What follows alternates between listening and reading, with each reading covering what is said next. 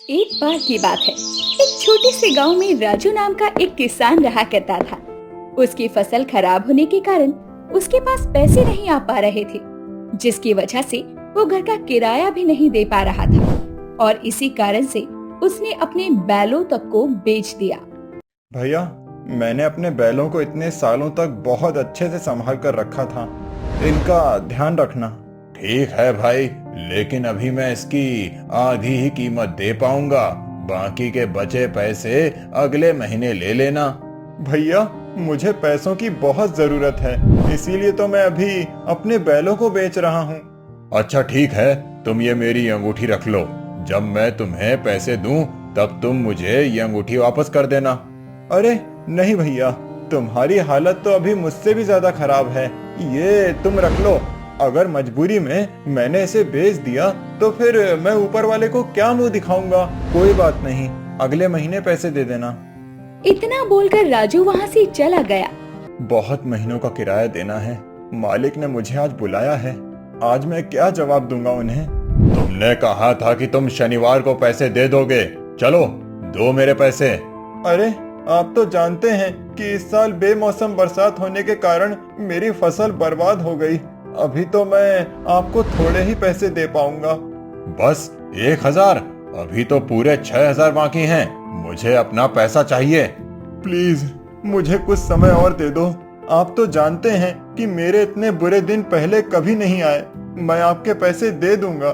ठीक है, तुम आदमी अच्छे हो, इसीलिए मैं तुम्हें 1 सप्ताह और दे देता हूँ। अगर उसके बाद भी मेरे पैसे नहीं दिए तो अच्छा नहीं होगा। राजू उदास होकर वहाँ से अपने घर की तरफ चल दिया। 4 दिन बाद राजू की पत्नी बाहर बर्तन धो रही थी, तभी 3-4 गुंडे आ गए। तुम राजू की पत्नी हो ना?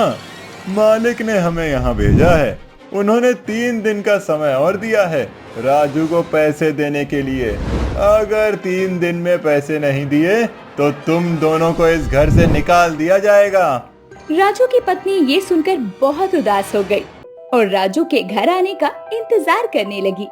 सुनिए जी, मकान मालिक के आदमी आज आए थे और वो कह कर गए हैं कि 3-4 दिन में अगर पैसे नहीं दिए तो वो हमें घर से निकाल देंगे। आप उस आदमी से पैसे मांग लीजिए जिसे आपने 1 साल पहले पैसे उधार दिए थे।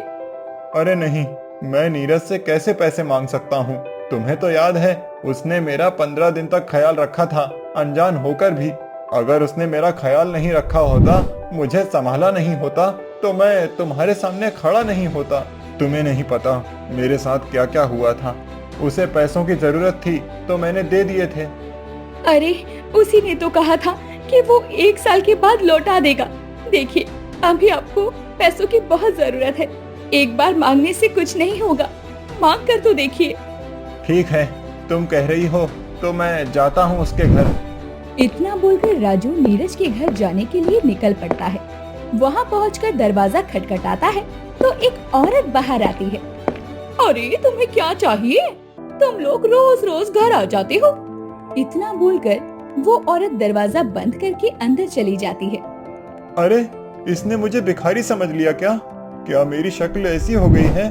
मेरी हालत इतनी बुरी हो गई है। कुछ मिनट बाद वही औरत हाथ में रोटी लेकर बाहर आती है। ये लो, मैं तुम्हें कुछ खाने के लिए दे रही हूँ, पैसे नहीं है मेरे पास।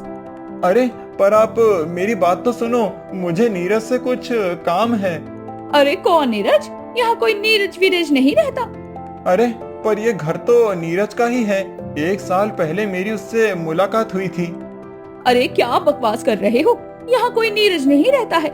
इस घर के मालिक मेरे पति हैं, मोहित, और मैं यहाँ ना 10 सालों से रह रही हूँ।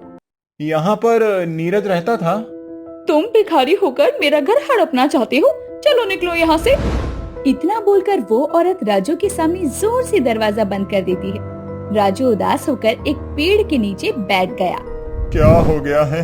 मेरे पास पहनने को कपड़े नहीं, खाने को खाना नहीं, न जाने क्या होगा मेरा।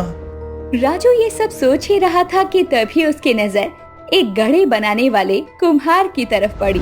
वो घड़े बना रहा था और वो उसे घड़े बनाते हुए देखकर कुछ याद करने लगा और सोचने लगा।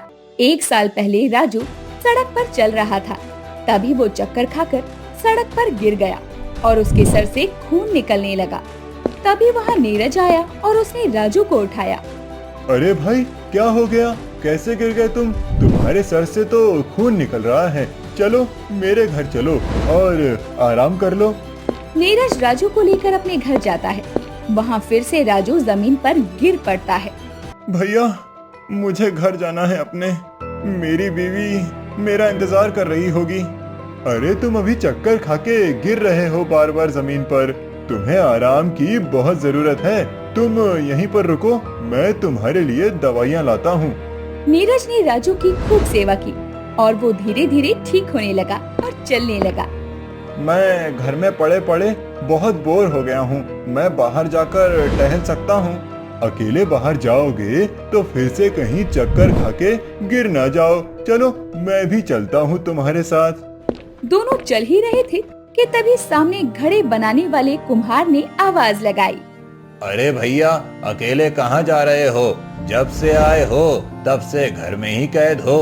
अरे भैया, मैं बीमार था बहुत। आज जाकर बुखार थोड़ा उतरा है।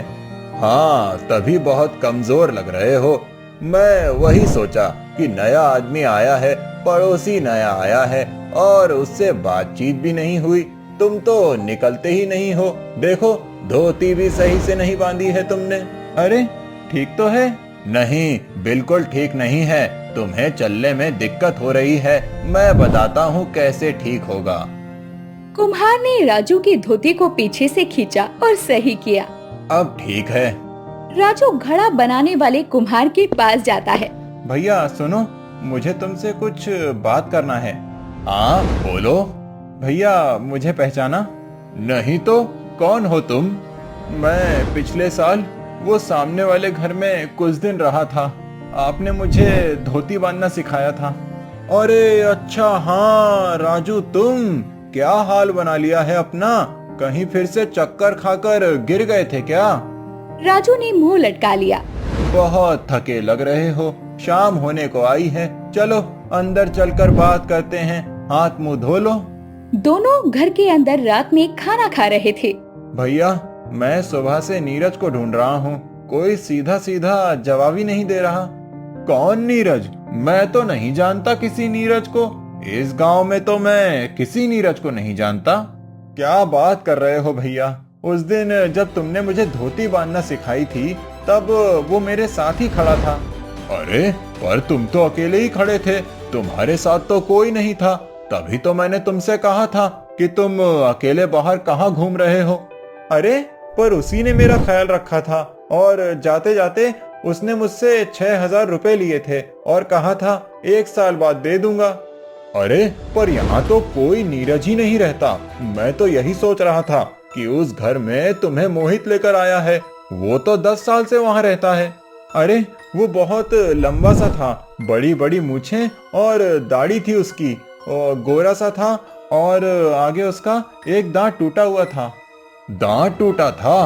ऐसा एक आदमी तो, हाँ, इस गांव में ऐसा एक आदमी तो 3 साल पहले था, लेकिन वो अचानक से फिर गायब हो गया था। उसका नाम नीरज ही था। अरे नहीं, पर मैं तो अभी पिछले साल उससे मिला हूँ। लगता है नीरज के नाम से किसी ने धोखा किया है। वैसे वो आदमी बहुत बेकार था। वो चोरी चपाटी करता था, लोगों से पैसा लेता था और भाग जाता था। वो बहुत खराब आदमी था। तुम उसके चक्कर में मत पड़ो। सुबह निकल लो यहाँ से।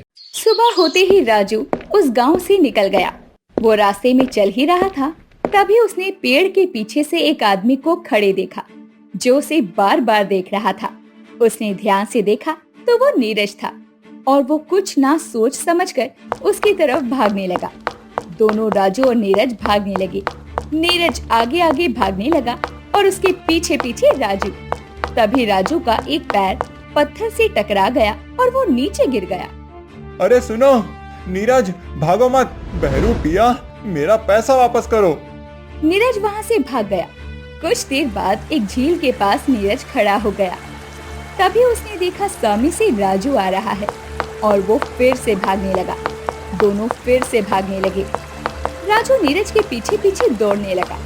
तभी वहाँ एक दरवाजा था। नीरज उस दरवाजे के पीछे गोल गोल दौड़ने लगा। तभी राजू ने अपना डंडा नीरज की तरफ फेंका और वो डंडा नीरज की धोती में जाकर फंस गया और नीरज दरवाजे से लड़ गया। अब पकड़ में आया, बहुत भाग रहा था। कुछ ही पलों में नीरज वहाँ से गायब हो गया। राजू ने इधर उधर देखा, उसे नीरज कहीं भी दिखाई नहीं दे रहा था। अरे कहाँ गायब हो गया? अभी तो दरवाजे से टकराया था, अचानक कहाँ गायब हो गया? मेरे पैसे तो वापस दे देता। तभी दरवाजा जोर जोर से हिलने लगा और उसमें से नीरज की फोटो दिखाई दी। फिर वो अचानक गायब हो गया। राजू बहुत घबरा गया। तभी उसने देखा कि नीरज की फोटो उस दरवाजे से बाहर आई और बोली, ए भैया, उस दिन मैंने तुम्हारी जान बचाई थी, अब तुम्हारी बारी है। इस दरवाजे को नदी में बहा दो। पर क्यों? वो सब मैं बताऊंगा तुम्हें, पर उससे पहले तुम इस दरवाजे को जल्दी से नदी में बहा दो, वरना मैं मर जाऊंगा। इसने मेरी जान बचाई थी, वरना मैं पिछले साल मर गया होता। मुझे भी इसकी मदद करनी चाहिए, इसके बहुत एहसान है मेरे ऊपर। राजू ने हिम्मत की और दरवाजे को उठाकर नदी में ले जाकर फेंक दिया। दरवाजा जैसे ही नदी में डूबा, नीरज राजू के सामने प्रकट हो गया। भैया, मैं तुम्हें सब बताता हूँ। मैं पहले बहुत लालची था। हमारे यहाँ एक बाबा जी आए थे, वो दरवाजे वाली जगह पर ध्यान लगाकर बैठे थे। ओ बाबा जी, मेरा एक काम कर दो। हाँ बोलो बेटा। वो मोहित बहुत अमीर है, उसका मकान मेरे नाम कर दो। नहीं बेटा, मैं एक सन्यासी हूँ, मैं ये सब गलत काम नहीं कर सकता। देखो बाबा, मुझे वो घर हर हाल में चाहिए। पूरा गांव उसके साथ है और वो तुम्हें बहुत मानता है। वो तुम्हारी बात नहीं टाल सकता। ये काम तुम्हें ही करना पड़ेगा, वरना क्या? वरना जहाँ बैठे हो वहाँ से कभी उठ नहीं पाओगे। बेटा, तुम स्वार्थी हो रहे हो, सुधर जाओ। अरे, मुझे सुधरने को कह रहे हो? नीरज ने गुस्से में आकर बाबा को पकड़ना चाहा। तभी बाबा ने एक फूंक मारी और नीरज दरवाजे में परिवर्तित हो गया। अरे, ये क्या हो रहा है? मुझे बहुत दर्द हो रहा है, मेरा दम घुट रहा है। बाबा, मुझे माफ कर दो, मुझे माफ कर दो बाबा। तुम्हारे पाप का घड़ा बहुत भर गया है, माफी इतनी आसानी से नहीं मिलेगी। अरे बाबा, प्लीज मुझे माफ कर दो। ठीक है। तभी बाबा ने अपने जादू से नीरज को उस दरवाजे से बाहर निकाल दिया और वो सामने प्रकट हो गया। तुम एक श्रापित हो, तुम अब अदृश्य हो गए हो, तुम्हें अब कोई नहीं देख पाएगा। बाबा, मुझे माफ कर दो, मुझे पहले जैसा कर दो। मैं अब कभी कोई गलत काम नहीं करूँगा। तुम्हारी माफी का एक ही उपाय है। कोई भी एक आदमी जो इस गांव का ना हो, निर्बल हो, दिल का सच्चा हो और उसे जब तुम्हारी जरूरत हो तो केवल तुम उसे दिखाई दो और तुम्हारी सेवा से वो सुरक्षित हो जाए और उसकी जान बच जाए। और 3 साल बाद वही आदमी अगर इस दरवाजे को नदी में बहा दे तो तुम वापस से पहले जैसे हो जाओगे। अरे, ये सब मैंने तो आज तक पहले ऐसा कभी नहीं सुना। जब मैं तुम्हें दिखने लगा था तभी मैं समझ गया था कि वो आदमी तुम ही हो, लेकिन मैं उस वक्त तुमसे कुछ नहीं कह सकता था। इसीलिए मैंने तुमसे उधार लिए ताकि तुम उसी बहाने 1 साल बाद यहाँ वापस आओ। तभी नीरज ने वहाँ जमीन को खोदा और एक डब्बा निकाला। ये लो तुम्हारे पैसे, जैसे तुमने दिए थे वैसे ही हैं। भैया, तुमने तो ये पैसे वापस लौटाकर मेरी जिंदगी बचा ली। देखो, आज फिर तुमने मेरी मदद की। तुम बहरूपिया नहीं हो। भैया, तुमने तो मेरी जिंदगी मुझे वापस की है। अब मैं भी तुम्हारी तरह एक सच्चा आदमी बनकर दिखाऊंगा।